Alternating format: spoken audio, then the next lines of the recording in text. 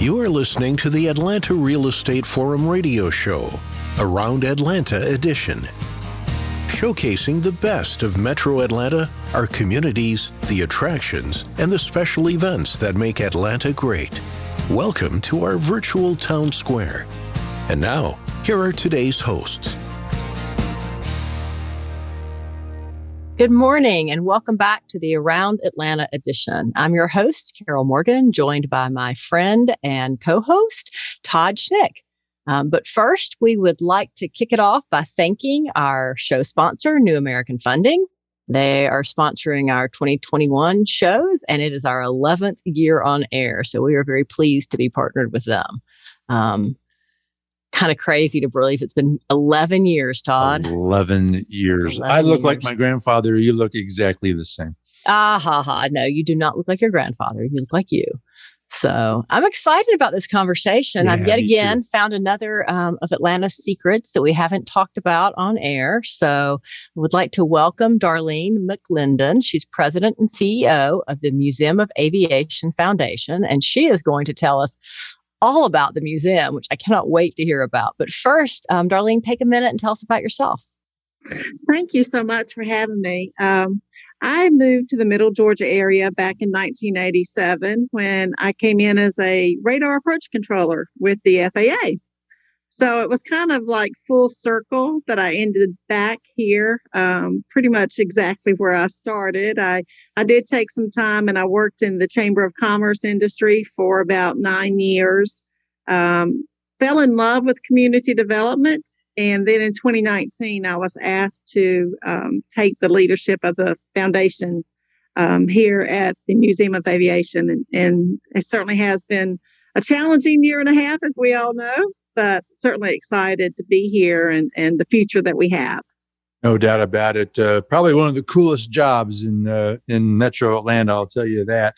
So, Darlene, so the Museum of Aviation Foundation and the museum itself, kind of give us the overview for those that are not familiar with what you guys are out there doing, what your mission and purpose is.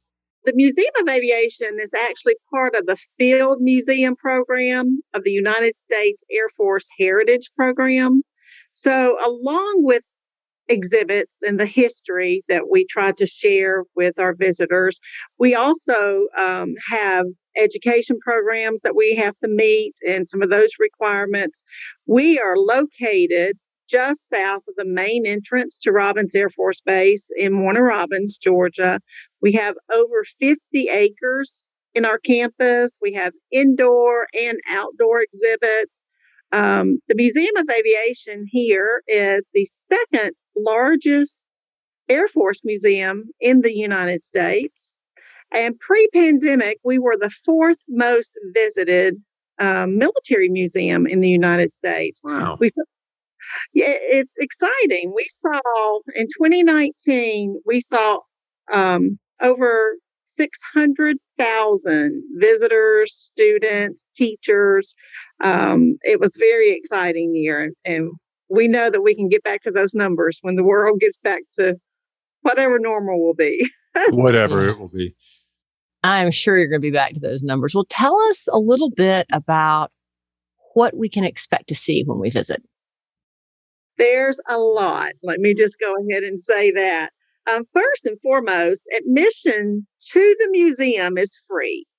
Now, we do have some programs that have a charge, or we do have some activities. And of course, our gift shop isn't free. But we want people to come see the heritage of the United States Air Force, see the heritage of our area here. But to do that, to tell our story, we have 4 main hangars. And 2 of them are kind of era specific, with the other 2 being more general breadth in the exhibits and the years that we cover. We have our main building. When you first come in the property, you're going to see this large B-1 bomber sitting out front. And there's a circled driveway around it, and it is quite impressive. Behind that is our Eagle building.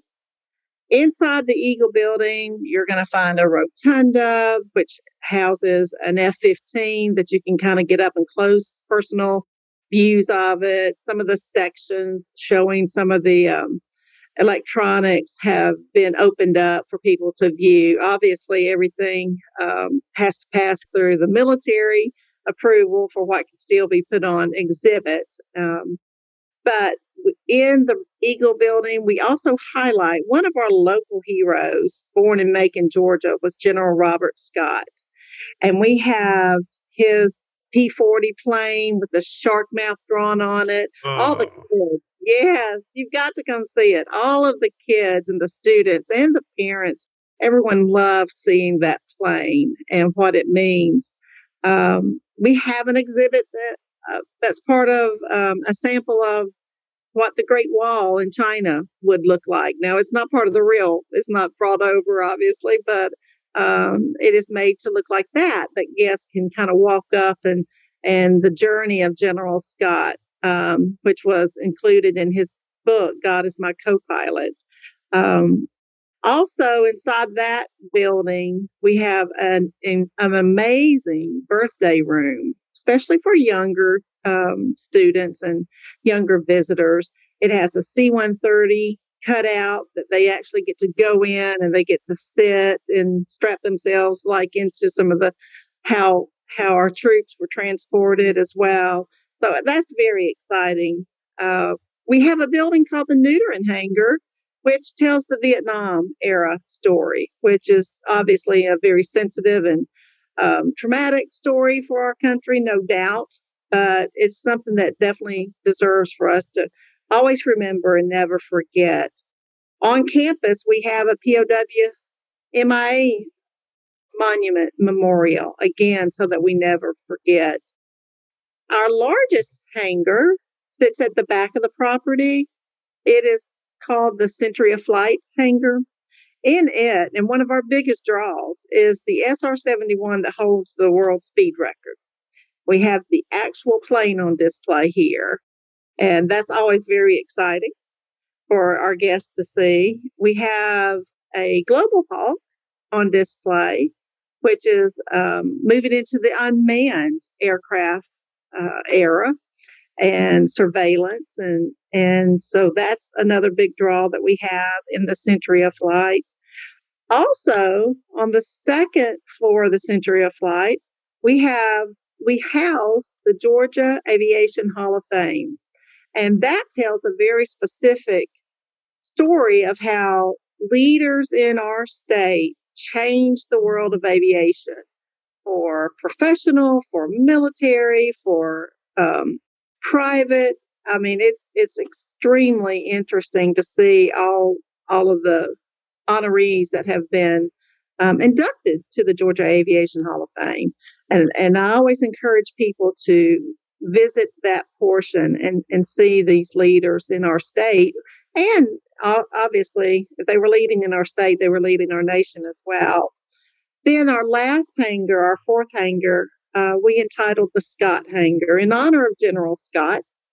And that hangar focuses on the World War II story. And that's a beautiful hangar. I mean, to me, it's one of the most impressive.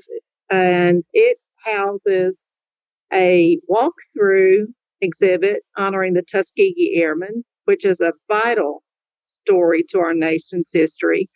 It also houses an exhibit that is kind of interactive, that honors the 507th Airborne and their story in World War II. And there's stories about gliders and how they were used, and the paratroopers. And the most highlight part of the Scott Hangar is a beautiful B-17, which is currently being restored. And visitors can even talk to some of the volunteers that are working on that plane. And it's a great example of how much volunteer work it takes here at the museum to manage our exhibits, restore our exhibits, and actually you'll see in the entrance to every one of these hangars a volunteer in a red vest, and they will meet and greet you. And we just could not do our work here without our wonderful volunteers. Well, no doubt about that. I mean, two things. One, Carol, how in the heck have we not seen this? I mean, good Lord, what an amazing place. Two, I'm so glad we're talking about it and expose more people to what this is all about. And I'm into this kind of stuff. I mean, there's something magical about going to an aviation museum, and they're all over the country. And you go to the Air and Space Museum in Washington, and when I see the glamorous Glennis hanging above me, which is what Chuck Yeager rode to break the sound barrier. You here in Chicago, where I am, you go to the Museum of Science and Industry, and you have the Apollo 8 space capsule up there, which is where they took the photograph. The famous Earthrise photograph. I mean, that when you can see and touch and feel history like that, it's so magical and so powerful. So it really sounds like an amazing place, Darlene. Thank you for walking us through all the hangars and all the, and I as a historian, I also appreciate the references to Vietnam and the Tuskegee Airmen and all that. I mean, that's so powerful and important as well. The heritage that you guys promote of our country is one thing, but you're also got an eye on the future too. I mean, so you have this National STEM Academy, and so to foster our future aviation and flight and science and all that. So talk about what that's all about and where that's headed. Thank you, Todd. Yes, our STEM Academy, and it is the National STEM Academy, and I sometimes get asked, why is it called national? Well, we truly do serve students all across the nation. And in fact, during the pandemic, when we had to move everything to virtual, we received Quest internationally to produce virtual tours of our exhibits, virtual field trips for school students, homeschool students. And again, I mentioned at one of the earlier points I made that as a field museum in the U.S. Air Force Heritage Program, we are required to have an educational platform. And through the STEM Academy, we meet those requirements, and we encourage young minds into future STEM careers. And we like to say that we are organic at the very beginning of the workforce development pipeline here in our community and in our area. The STEM Academy, they also produce like Saturday STEM days. They produce our summer STEM camps. And they also work with our teachers, not just students, it's teachers, it's homeschools, it's Boy Scout groups. They can facilitate a private guided walking tour here at the museum. That staff will do that for our family, like I say, a Boy Scouts group, any group that wants to come. We're very excited of where we can move forward with our STEM Academy. We've recently done some major upgrades in a portion of that called Mission Quest, where you can bring your group, you can bring a corporate group. We can put you through a mission planning. You plan your mission, you have your objectives, and then you get into cockpit simulators and you fly those missions with your team. Oh, I'm coming. And that's open. I mean, that can be done for even a family. It works best if you have at least 6 to 10 people, but it can accommodate over 20 to do a mission. So That's really fantastic. Cool. Yeah, y'all get down here. We'll make sure you get to see What that. a great team building. Yeah. No kidding. Are you ready to own a home, but don't know where to start? Speak to a local expert at New American Funding. Get pre-qualified and start looking for your dream home. They make home buying easy and convenient with a variety of home loan options. New American Funding is devoted to helping families finance their home because they want everyone to achieve the American dream, home ownership.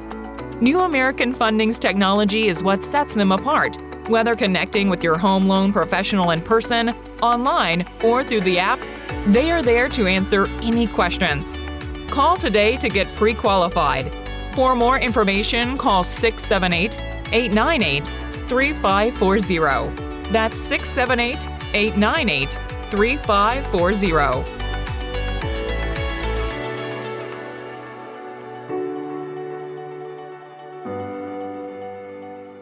Wow. So you've got things for these young at heart like Todd, and then for, us older folks as well. And, And serious people, right?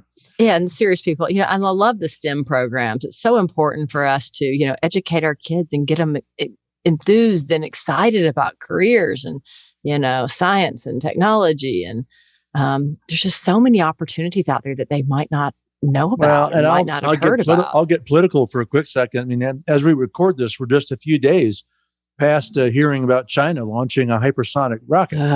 So, I mean, it's critical that we foster our students and our children, and then to be passionate about that kind of work, because it matters. So anyway. Yeah, we need to inspire them to be rocket scientists for sure, right? Absolutely. Yeah. Absolutely.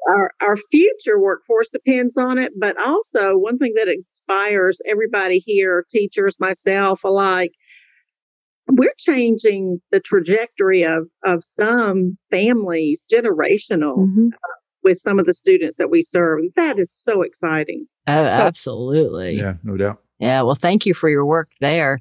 Let's dive in and take a look at some of your upcoming exhibits. What's coming in? Absolutely. In tandem with the military side of the house, the military side of the house is in charge of curating our exhibits and maintaining them. Robins Air Force Base, Warner Robins Air Logistics Complex, just celebrated its 80th birthday. So all year long in 2022 through that September, there'll be different exhibits that will come on board in honor of that celebration. So some of those are still in the planning. Your listeners can certainly follow our Facebook page and our website, museumofaviation.org, for opening dates and information on those. The curation team also has several planes that are getting newly painted, and some will be brought inside once that paint project is done. But that also includes a C-45 Expediter, which was a World War II fighter plane. Interesting story about this plane. There was a crash here at Robins Air Force Base back in 1947. And one of the upcoming projects on their docket is an exhibit to talk about that occurrence that happened here at Robins Air Force Base, but again, back in 1947. So that's some of the things we can look forward to exhibit-wise coming up in the next 12 months or so. Very, very cool. You have a half marathon coming up. I suspect that's part of a process to raise some funds to support all of this amazing work. That is true. It is. It is one of our major fundraisers. We have about 4 major fundraisers throughout the year, and we kick the year off. Everybody's got all their New Year's resolutions by this time, and of course, if you want to run a half or a full marathon, you better have already made that resolution earlier for sure. It is scheduled for Saturday, July the 15th. It kicks off here at the Museum of Aviation, and obviously the finish line is here at the museum. But the course takes you through the back gate of the museum and onto the actual Air Force Base. So a lot of people come just for that opportunity. We always have very, very cool medals. I've always heard that people will run or do a motorcycle ride for a T-shirt. We changed from our T-shirts to medals, and let me tell you, they just love those because it's always very commemorative of either a particular plane or a particular year. But it also includes not just the half marathon. There's a 5K opportunity. There's a full marathon. And one thing that we're very excited about, and it continues to grow, about 4 years ago, we added a para-athlete division. And that is very much in partnership guidance. We consult a lot with Paralyzed Veterans of America, PVA, out of Washington. And we look to make sure that we're allowing everybody the opportunity to participate. And a lot of our para-athletes are veterans. So it gives them the opportunity to be here, take part in a setting that obviously, if they're a veteran, an Air Force base means a lot to them. So we're excited to see that portion of that event grow. Yeah, very exciting. What a fun event. I love the idea of the medals and how they change every year to depict a different thing. Well, I'm sure that, this is just one of the many ways you raise money. Talk a little bit about sponsorships and memberships and ways people can participate and help you to bring in those much needed funds. Well, thank you. Your listeners can follow us at our website, museumofaviation.org. We have contribution donation links on that website.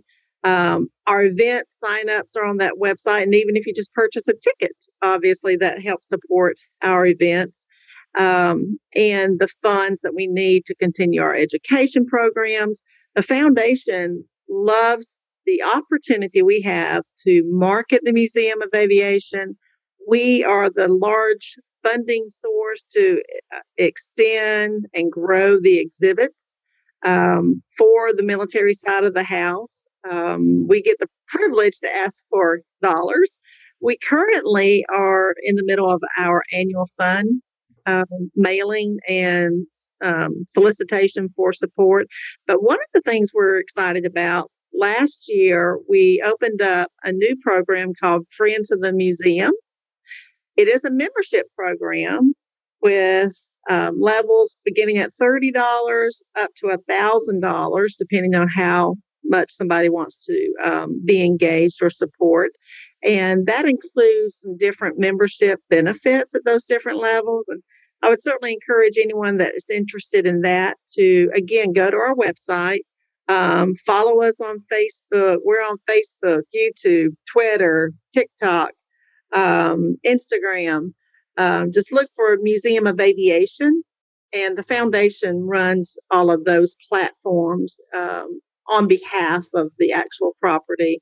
So if there's an event, if there's corporate interest in your listeners, we certainly can offer opportunities to support our education programs, to support our general events.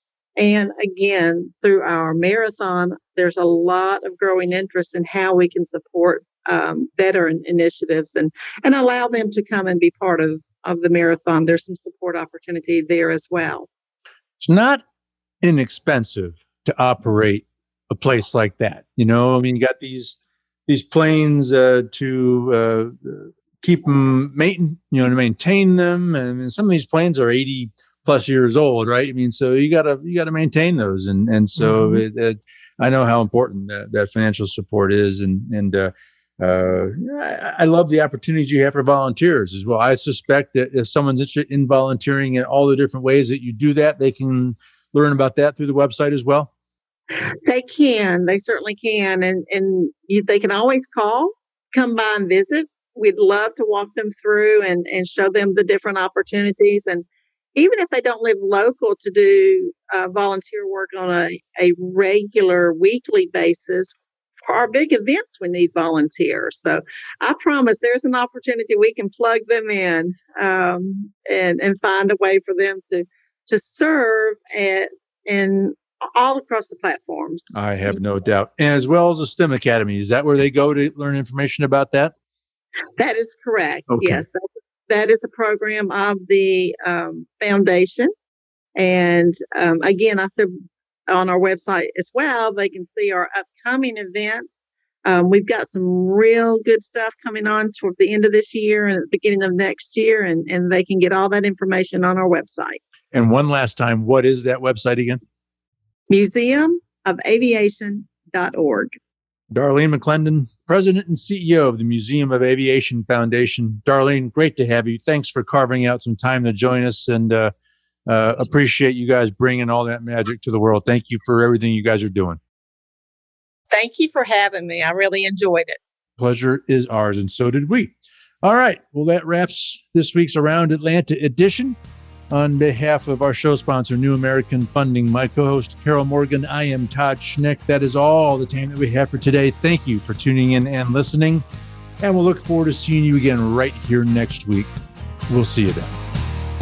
Atlanta Real Estate Forum Radio is made possible by Denim Marketing, the publisher of Atlanta Real Estate Forum, Atlanta's favorite source for real estate and home building news. Denim Marketing is a comfortable fit, like your favorite pair of jeans. Denim Marketing tailors marketing strategies to meet your specific needs and niche. Try them on for size. They will work to create a perfect fit for your company's marketing program. Call them at 770-383-3360 or send an email to info@denimmarketing.com. For more information on Atlanta Real Estate Forum Radio or to inquire about being a guest, contact info@atlantarealestateforum.com.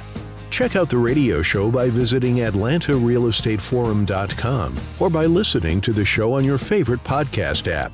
And if you enjoyed today's broadcast, we'd sure appreciate a rating and review on iTunes. Thank you again for listening, and we'll see you next time on Atlanta Real Estate Forum Radio.